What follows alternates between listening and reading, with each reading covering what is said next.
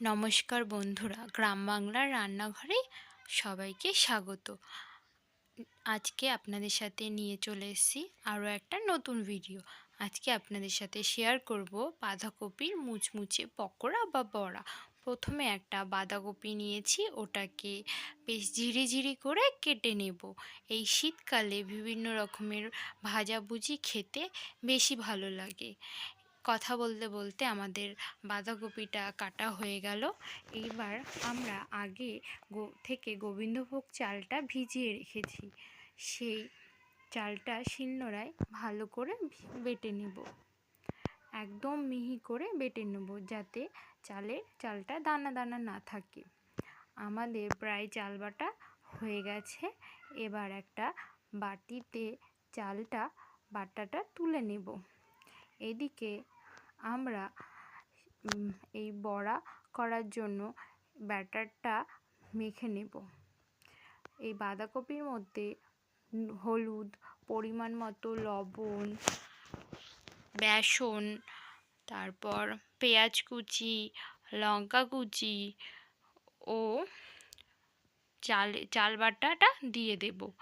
আপনারা পেঁয়াজ আর লঙ্কাটা একটু বেশি করে ব্যবহার করবেন, কারণ যে কোনো বড়ায় পেঁয়াজটা আর একটু ঝাল ঝাল হলে বড়াটা বেশ খেতে ভালো লাগে।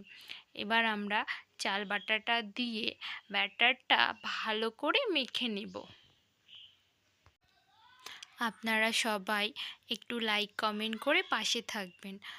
আমার এই রান্নার ভিডিওগুলো ভালো লাগলে লাইক কমেন্ট শেয়ার করে দেবেন ও চ্যানেলটি সাবস্ক্রাইব করে দেবেন। এদিকে আমাদের ব্যাটারটা বেশ মাখা হয়ে গেছে। আমরা আরেকটু ধনেপাতা কুচি দিয়ে একটু মেখে নেব। এদিকে আমরা তেল বসিয়ে দিয়েছি, তেল গরম হয়ে গেছে। এবার এই বড়ার আকারে বা পকোড়ার আকারে আমরা দিয়ে বেশ মুচমুচে লাল লাল করে ভেজে নেব।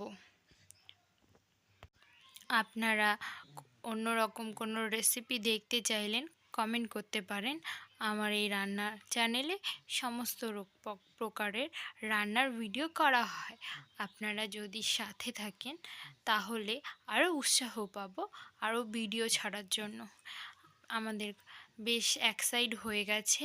এবার আমরা এইগুলো আস্তে আস্তে উল্টে নেব। বড়া ভাজতে হয় হালকা আঁচে। আমরা আঁচ কমিয়ে বেশ লাল লাল করে মুচমুচে করে বড়াগুলো ভেজে নেব। বেশি আঁচে ভাজলে বড়ার বাইরেটা লাল হয়ে যায় আর ভেতরটা কাঁচাই থেকে যায়।